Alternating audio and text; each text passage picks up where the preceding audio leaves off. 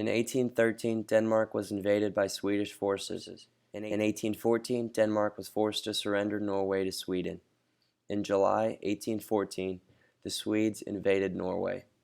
Christian Frederick, who was king at the time, stepped down, and the Norwegians accepted the Swedish king. He agreed to accept the constitution. Although Frederick controlled foreign affairs, Norway was allowed a significant amount of independence. In 1816, a Bank of Norway was created, and the Norwegian nobility was eliminated in 1821.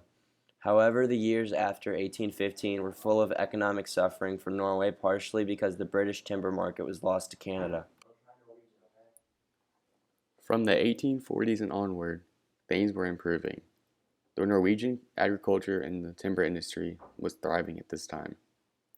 The Norwegian merchant fleet was growing rapidly, and by the end of the century, it was the third largest fleet in the world after the American and the British.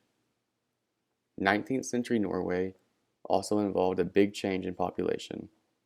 At the beginning of the century, the population was 883,000, but by the end of the century, the population had reached 2,240,000.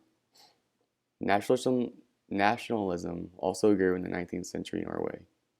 The Norwegian parliament passed a law that stated that members of the government must take part in debates and the sorting. The Swedish king Oscar II vetoed the law each time the sorting passed it. This led to the Norwegians deciding to impeach the entire government. In 1884, the people successfully impeached the government, and from then on, Norway was a parliament democracy. Then, in 1898, all men were given the vote. In 1905, Norway separated from Sweden entirely and became independent.